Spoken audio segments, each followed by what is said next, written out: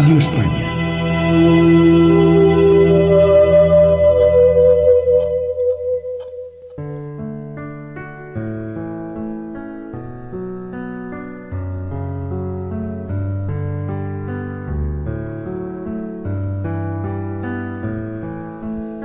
En la sintonía de Radio España, de la mano de Federico Sánchez, te damos la bienvenida a Conversaciones Profundas, un programa donde abordamos temas de importancia e interés, aportando claves y conocimiento profundo a realidades cercanas a tu vida. Acompáñanos, sumérgete con Federico Sánchez en Conversaciones Profundas, para sentir que eres un ser humano lleno de fuerza, serenidad y confianza en tus infinitas posibilidades de crecimiento personal, bienestar emocional y ser feliz. Comenzamos. De nuevo te doy mi más cordial bienvenida a tu programa Conversaciones Profundas, un espacio para sentir que somos una gran familia, que estamos conectados, que el mundo del crecimiento personal, de la espiritualidad, está plenamente presente hoy, aquí, ahora, en el siglo XXI. Como suele ser habitual, vamos a comenzar con un pequeño texto que nos sirve de referencia para luego dar paso a nuestro protagonista. En este caso va a ser un hombre con el que vamos a conversar de un tema muy, muy interesante. El texto dice lo siguiente: el apóstol Juan fue uno de los más cercanos a Jesús. Es el más joven de los 12 discípulos. Su evangelio está escrito en griego y está organizado en 21 capítulos. A diferencia de los 3 evangelios sinópticos, que se centran en la predicación de Jesús y la promesa del reino de los cielos, el evangelio según Juan habla sobre todo de la identidad del mismo Jesús, su aspecto humano, susceptible a los sentimientos y emociones, pero también identificado con la esencia divina, con el Padre, con Dios. De acuerdo con esta interpretación, la figura de Jesús, todo lo que Él dice y hace es la revelación del Padre, su palabra que se hace encarnación y revelación en el propio Jesús, el Cristo, la luz de Dios. El Evangelio según Juan presenta algunas diferencias que lo convierten en una obra separada. Es probable y muy posible que este Evangelio haya nacido dentro de una comunidad judeocristiana en busca de la propia identidad. Es un Evangelio claramente gnóstico. ¿Podemos señalar que es María Magdalena la autora del mismo? Leemos en el Evangelio según Juan: estaban junto a la cruz de Jesús su madre y la hermana de su madre, María, mujer de Cleofás, y María Magdalena. Cuando vio Jesús a su madre y al discípulo a quien él amaba, que estaba presente, dijo a su madre: mujer, he ahí tu hijo. Y después dijo al discípulo: he ahí tu madre. Y desde aquella hora al discípulo la recibió en su casa. Juan 19, 25, 27. Vamos a abrir esas grandes alamedas aquí en Conversaciones Profundas para recibir a un hombre, a un especialista. Él es teólogo, como decía, especialista en espiritualidad cristiana, la Orden del Temple y María Magdalena. Escritor con 2 libros publicados sobre estas temáticas. Sindonólogo, miembro del Centro Español de Sindonología. Creó y dirigió el periódico Christian Press. También es especialista en medicina tradicional china, Tao Sanador, y además es profesor de Aikido. Damos la bienvenida a Francisco Sancabal. Francisco, bienvenido a Conversaciones Profundas. ¿Cómo estamos? Muy buenas, bien hallado. ¿Cómo estás, Federico? Todo está Pues, bien.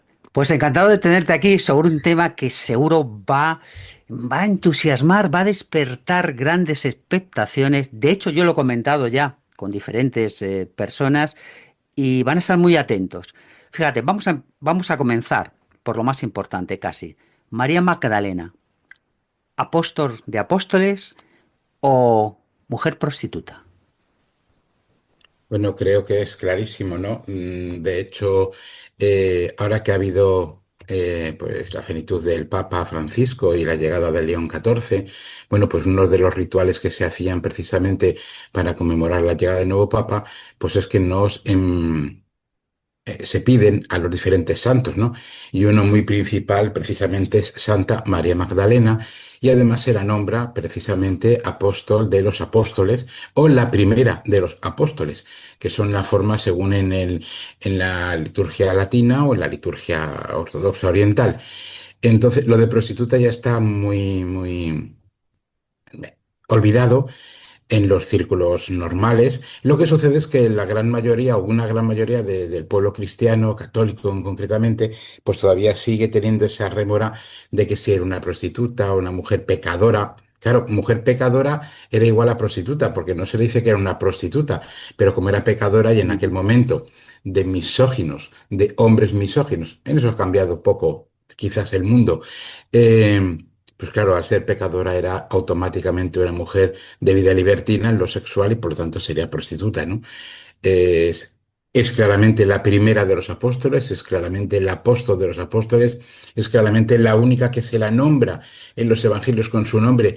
Iba a decir apellido, pero no es apellido porque María Magdalena o de Magdalena sería realmente una forma de, casi sería un mote, ¿no? En el buen sentido, que podría significar la nubia, la egipcia, la extranjera, la negra, porque posiblemente ella, siendo judía, proveniera de Egipto, donde había en Alejandría había una gran cantidad de judíos de la diáspora. Entonces, esa es la única que se la nombra. Las demás es fulanita, hija de o esposa de, pero a la única con una importancia sublime de nombrarla nominalmente es San María Magdalena.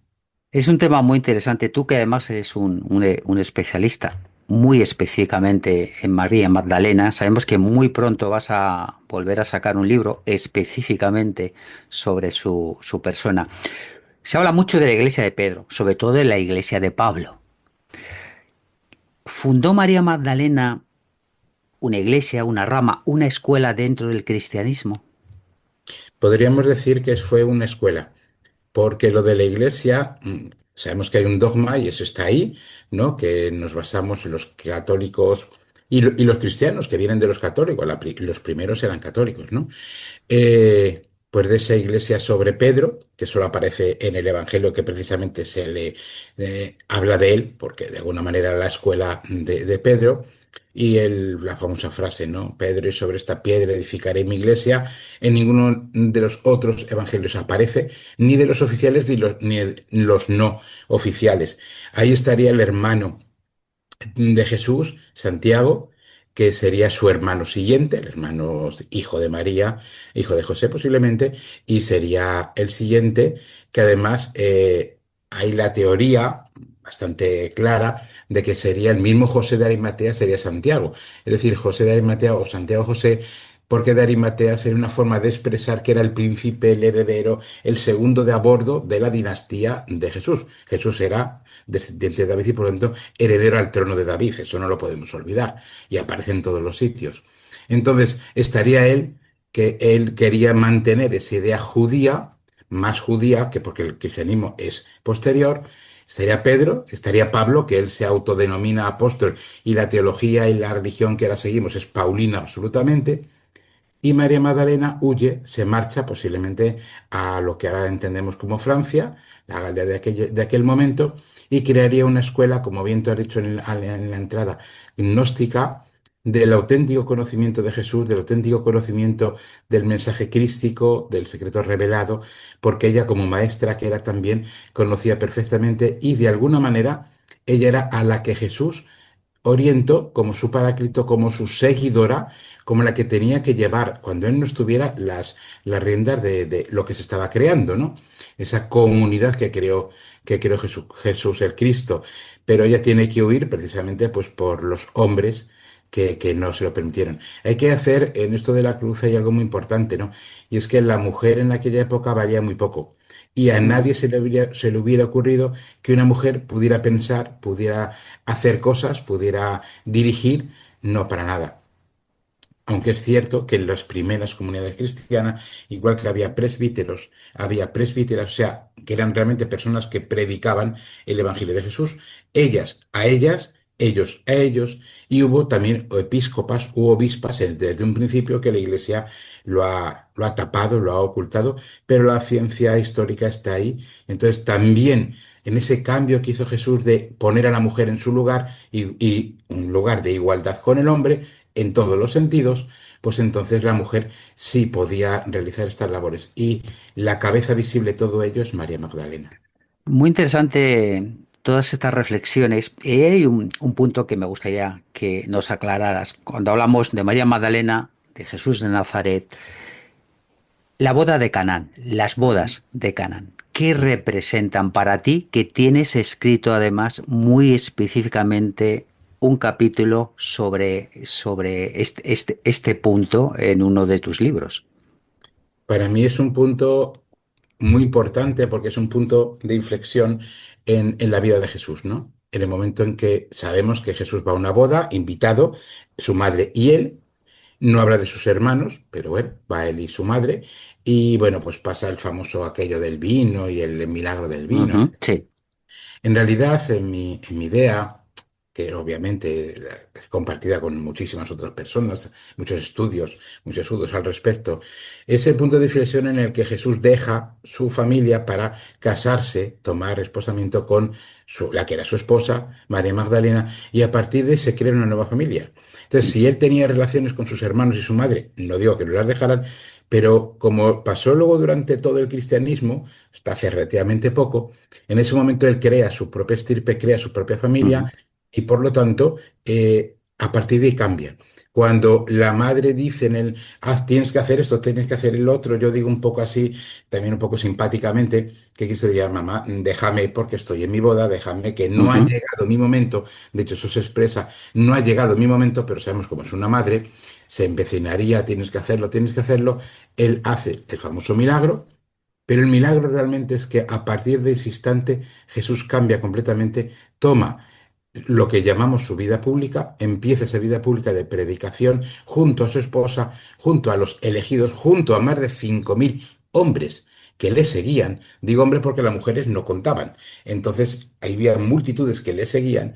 Y de esta manera él deja de lado su familia, deja de lado, como era normal y habitual, a su mamá, que se quedaría, pues, como era ya viuda, pues supongo que con Santiago, que era el hermano mayor, o con las hermanas, o la casa familiar que ella tuviera, eran más pudientes de lo que nos han contado, no eran pobres en absoluto, porque además, insisto, era heredero al trono de David, y se quedaría por un lado, y él comienza su camino junto con su esposa María Magdalena y aquellos discípulos que él va eligiendo pues para que le acompañen, que eran muchos más que esos famosos 12, que son lo que un poco nos han siempre puesto. Y entonces, ¿qué es lo importante? Primero, que Cristo se casa, Jesús se casa, y por lo tanto crea su propia familia, que elige a María Magdalena, que además elige a su esposa como su seguidora, y que a partir de ahí hay un punto de inflexión, y le da a la mujer, ahí yo le doy mucha importancia, le da a la mujer el puesto que merece. No es una cosa que se ha casado, o sea, literalmente, pues la mujer estaba por debajo del valor de una vaca, y esto es duro decirlo, pero es que era así. Entonces, él le pone a la mujer en su lugar. La mujer, hombre y mujer es el hierus gamus que se ha dado en muchas culturas.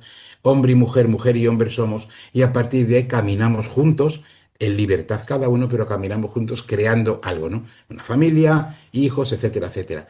Y eso Jesús lo enseña, pero la Iglesia lo que ha hecho y sigue haciendo es vendernos, perdón, ujú, ahora, una imagen de un Jesús célibe, de un Jesús que no se casa, pero como es imposible que no lo hiciera, y era imposible, ¿por dónde está el principio femenino ahí? Pues dicen, es que la esposa de Jesús era la Iglesia y ponía a la madre en el lugar de que tenía que ser su esposa, siempre la madre acompañando al hijo, siempre la madre acompañando al hijo, cuando en realidad la madre se apartó, que además aparece en otros evangelios, como tal, y Jesús emprende una vida nueva con su esposa, sus discípulos, y esa comunidad que él traía de nueva alianza con Dios, porque él no rompe, entre comillas, con el judaísmo y crea algo nuevo. Este es otro Dios, este es porque entre otras cosas, yo soy la única, bueno, él por supuesto dice, yo soy el único puente, yo soy la única agua de vida, yo soy la única luz para llegar al Padre, y él crea algo diferente. Y ahí María Magdalena tiene una importancia supina. La verdad es que una visión heterodoxa dentro de los cánones establecidos por la jerarquía de la Iglesia Católica, recordemos que Iglesia es comunidad de fieles, todos somos iglesias en ese sentido, es diferente, pero hay mucha información también sobre esta realidad que nos apunta nuestro especialista Francisco Sancabal. Pero la verdad es que María Magdalena ocupa un lugar importante en los evangelios. Se aparece, es la primera persona a la que se aparece Cristo resucitado y que le manda a transmitir su mensaje. Por lo tanto, no es una figura menor. Y esto tiene que ver con el grial. Fíjate, hemos visto todas las películas y los libros de Dan Brown. El tema del cuadro de Da Vinci, de la última cena, del secreto de los templarios, está todo muy relacionado. Francisco, tú que eres un profundo conocedor de esta temática, ¿cómo podemos hablar sobre el Grial vinculando o no a María Magdalena? Y además con el mundo de los templarios. Bien, pues largo me lo fías, que decían los Largo me lo fiáis, ¿no? Esto daría para programas y programas, ¿verdad? y solamente, Te pido que hagas una síntesis. Podemos pues hablar en su día sobre el mundo de los templarios porque es un mundo apasionante. apasionante es el mundo en el que yo me sigo moviendo, es maravilloso. Bueno, vamos a la síntesis, que sé que los tiempos en radio son lo que son. Entonces, habría dos partes, el grial. El grial es muchas cosas. Tal y como conocemos el grial ahora mismo, realmente es medieval, ¿vale? No es de siglo IX, X, XI, no es tan antiguo, pero sí hay una cosa que tiene unas raíces. El grial podría ser la sangre real, es decir, la estirpe de Jesús. No en cuanto a su sangre, José de Arimatea, que la toma en una copa, etcétera. Eso tendría que ser un tema alquímico que también, en teoría, sí, y podríamos y nos extenderíamos, pero sí sería la sangre de Cristo es su estirpe. Todos sabemos, siempre decimos, es que eres sangre de mi sangre, ¿no? Mi hijo es sangre de mi sangre, o mi hija es sangre de mi sangre. Bueno, pues sería eso. Los hijos, concretamente, tendría al menos que sepamos dos, podría haber tres. Uno, él ya todavía vivía y otro podría ser póstumo. Entonces sería Sara la hija de Jesús y de María Magdalena sería esa sangre real, esa estirpe. También estaría el útero sagrado, que se da en todas las culturas y en todas las religiones, que sería María Magdalena y además que sería donde se lleva la transformación alquímica que Cristo en el secreto mesiánico pretende hacer. Una sanación y un secreto que lleva a cómo, volviendo al útero sagrado, podemos salir de nuevo a algo nuevo. Él lo que quiere es cambiar lo que había, transformarlo a través de su útero sagrado, que era precisamente María Magdalena. Por eso a ella le dice, tú eres el Paráclito y tú eres la persona que ahora va a seguir con mi evangelio, va a seguir con porque evangelio lo que significa realmente la buena nueva es que Él nos dice dos cosas, ir y predicar. Y ya está. Él no pide nada más. Eso es lo que pide. Te he dicho algo muy importante antes, que todos somos iglesia. Todo significa, todo cristiano católico es exactamente igual iglesia que el Papa León XIV. Yo, que soy católico, soy Cierto. exactamente la misma persona, el mismo hermano en Cristo, porque el único que nos une es Cristo. El resto es un invento. Ahora que hemos visto, gracias a la televisión y los medios, cómo es el cónclave, por cierto, solo hombres, cómo toda esa parafernalia, todos esos rituales, etcétera, Jesús, según ellos mismos nos enseñan, no tenía nada de eso. Era mucho más sencillo. Entonces, pero lo que sí pone ahí, que ahora no tenemos, y volvemos a María Magdalena, es el tema de que él pone a la mujer en su lugar. Quien está debajo de la cruz son mujeres. Quien le atienden son mujeres. Quien le atiende con dinero, quien pagaba para que el grupo ese, en teoría y según nos dicen, de hombres, pudieran vivir y predicar, etcétera, ir de aquí a allá, porque en el momento público lo que hizo fue huyendo de tierra, vamos, del lugar sagrado. Él va por Galilea, por otros lugares, predicando, porque tenía miedo a que le pillaran. Son mujeres. Y sin embargo, esto desaparece. Con Pablo desaparece. La mujer ya no tiene ninguna importancia.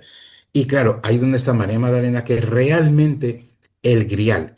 Si alguien quiere encontrar realmente el grial, alguien quiere encontrar realmente ese útero sagrado, esa sangre real, ese misterio crístico que nos enseñan a través del grial, tiene que orar comunicar, estar con María Magdalena.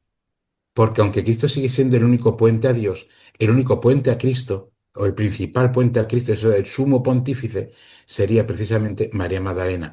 Y a través de ella sí podemos llegar precisamente a ese secreto mesiánico, a esas enseñanzas de Jesús que aparecen y están documentadas en muchos textos, pero que oficialmente no se pusieron porque alguien dijo, nos quedamos con estas cuatro formas de entenderlo, porque es lo que hay, eso no es historia, no es periodismo. Son cuatro maneras de entender lo que Jesús el Cristo nos legó y el resto pues no tiene demasiada importancia. La verdad es que son importantes reflexiones para que nos hagan pensar. Afirmabas muy bien, es verdad, todo cristiano es sacerdote, profeta y rey, todo cristiano, desde el Todo. más humilde al más alto. Y eso es importante recordarlo, porque la cabeza de la iglesia es Cristo, no es el pontífice, es Cristo.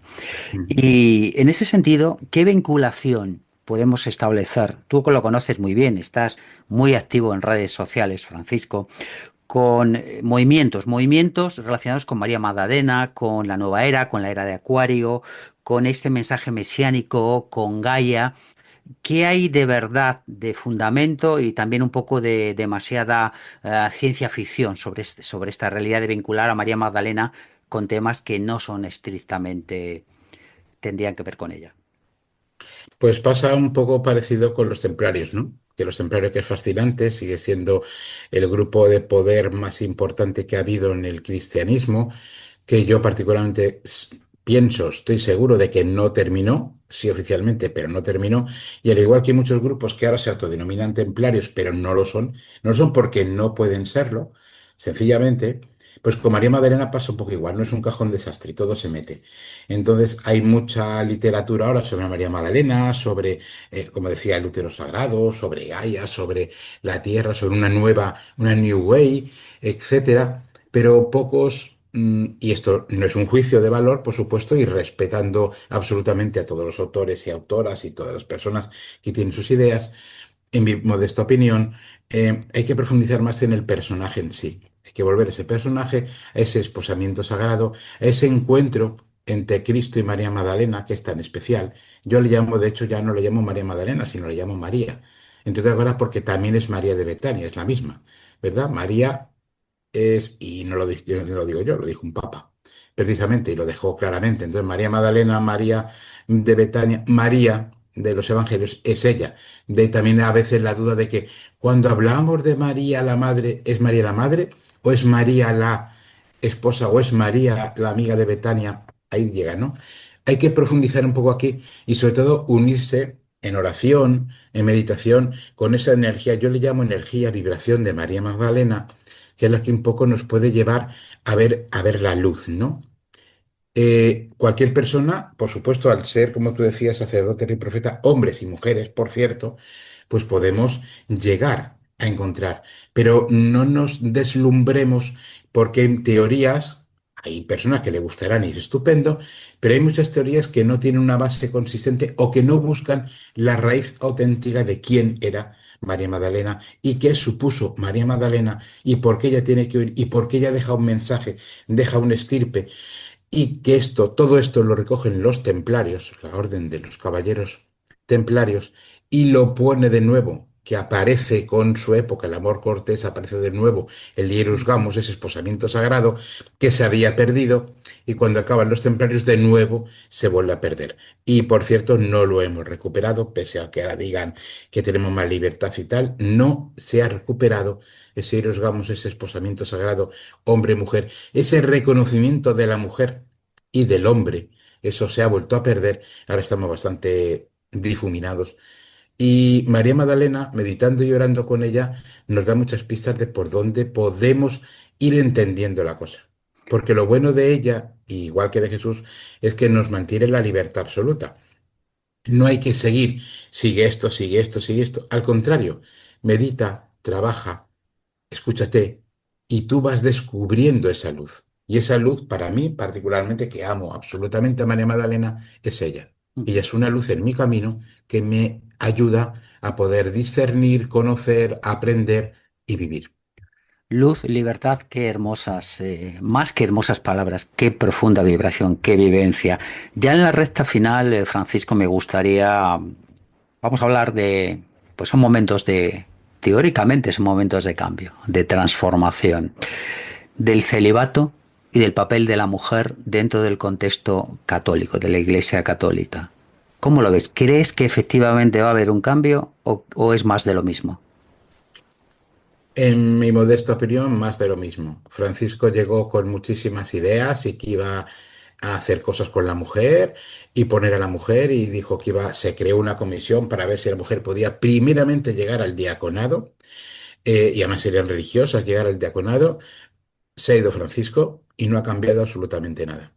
Yo solo tengo ahí el ejemplo de ver 133 cardenales, hombres, ancianos, en teoría célibes. Vamos a pensar que sí lo son, porque yo no quiero entrar en temas de la Iglesia, que sabemos que ahora también está muy atacada en otras cosas, y esos son los que han determinado que un nuevo papa llegue ahí. Ellos son los que mandan, y si tú das cuenta de toda la jerarquía, papa, arzobispos y obispos son lo mismo, porque con orden sacerdotal es el mismo, presbíteros, diáconos, ¿y dónde está la mujer? Ujú. No No existe aparece. la mujer en la Iglesia. Sí, claro, tiene derecho a los sacramentos, algunos, a otros no, por cierto, pero ella no está en la Iglesia, ella no decide, ella no opina. Sí, es verdad que en algunas parroquias la mujer tiene una fuerza, hacen grupos y tal, perfectamente, que hay muchísimas religiosas que tienen, pero siempre en las religiosas, en el tema entre mujeres, pero no existe. ¿Por qué creo que no va a existir? Porque mientras haya quien elige, quien decide, si el colegio cardenalicio siguen siendo hombres célibes, ancianos, que llevan toda la vida sintiendo, pensando, creyendo en eso, no va a cambiar. Tendría que llegar precisamente, y de hecho seguimos en lo mismo. Seguimos viendo que María Magdalena, aun siendo santa y siendo reconocida, no tiene la importancia que tiene. Si algún día se dijera, Jesús se casó, porque no pasa nada. No es un dogma, por cierto, de fe. Jesús se casó o no. Es una tradición que, bueno, creemos que no se casó y se defiende a macho y martillo, pero pudo casarse perfectamente y no cambiaría absolutamente nada. Pero claro, dice, es que él instituye el matrimonio. ¿Dónde? ¿Cuándo? Si él no se casa. No, bueno, pero es que él dice, no dice. Lo que dice es que, hombre, si estás casado, no te vayas con otro señor o con otra señora, es lógico. Lo decía en su momento, ¿no? Y la boda de Cana se pone, es que, pero que va de invitado. Se instituye un sacramento. Tiene que ser su sacramento. Él, el hombre perfecto, daba ejemplo de todo. Seguir mi experiencia, seguir mi ejemplo. No puedo hablaros de matrimonio si yo no me caso. Y Pablo, San Pablo, el gran misógino, por cierto, que dice que la mujer no vale nada, todo eso, dice claramente, pido a todos que seáis célibes, aunque entiendo que si todos somos célibes, pues la raza humana desaparece. Pero la mejor forma de vivir es el celibato. Y desde ahí, de esos barros vienen estos lodos. Yo creo que no va a cambiar de momento. León XIV no sé qué idea tendrá, pero desde luego viene de la misma estructura y mientras no cambie esa estructura, creo que van a seguir exactamente igual. Y la mujer sigue siendo un ser de segunda en una iglesia, cuando es exactamente igual. Una mujer, es más, una mujer prostituta, ya que a ellos les gusta tanto decir eso, una mujer prostituta es tan importante en la iglesia ante Jesús como el Papa de Roma. Cualquier mujer, una asesina, un tal, por supuesto, una mujer normal, etcétera. Hago este exceso en el vocabulario para que se vea que la mujer siempre ha sido atacada en la iglesia. Por ejemplo, como decía, ¿no? Que la prostituta de María Magdalena, cuando en realidad, según el Evangelio, le ha hecho siete demonios, que no expulsa siete demonios, sino que le da son los siete virtudes para Mm. poderle dar la luz. Ilumina a María Magdalena. Jesús no necesitaba pulsar a los demonios, ilumina. Y como bien decía, si termino con esto, eh, en la resurrección, que es el fenómeno inexplicable, único, no hay nadie más que ha resucitado en la historia como tal, que Jesús de Nazaret, Jesús el Cristo, quien está allí, antes y después, incluso yo tengo, en mi nuevo libro sacaré quizás durante, pero antes y después es María Magdalena. No está Pedro, no está Pablo, que no le conoce, no está su madre, no están sus hermanos, sus hermanas, está María Magdalena. una importancia tiene que tener, que el hecho más importante, lo único importante de Cristo no es la muerte en la cruz. Podía haber muerto a pedradas o yo qué sé, o si hubiera existido la inyección letal de esa manera. Lo importante es que resucita, vence la muerte y a partir de ahí se crea lo que él quería crear. Y quien estaba a su lado antes, después, es María Magdalena. Comparto plenamente las palabras de mi buen amigo y compañero Francisco Sancabal. Y recordemos a veces, cuando se habla de la mujer y siempre se dice que salió de la costilla, recordemos el Génesis, la primera creación. Y creó al hombre, varón y hembra los creó, iguales los creó. Se olvida esta parte importantísima y fundamental del Génesis. Francisco, muchísimas gracias por haber compartido este tiempo aquí con nosotros en Conversaciones Profundas. Tendremos que hablar de otros temas interesantes, el mundo templario, ese misterio de la orden de los pobres soldados de Cristo. Muchísimas gracias por haber estado aquí en Conversaciones Profundas. Gracias, de verdad. Un placer compartir con vosotros. Muchas gracias. Pues simplemente daros las gracias a todos vosotros. Sabéis que sois lo más importante, eres lo más importante de la creación y por encima de todo, muchas gracias y un fuerte abrazo desde el alma.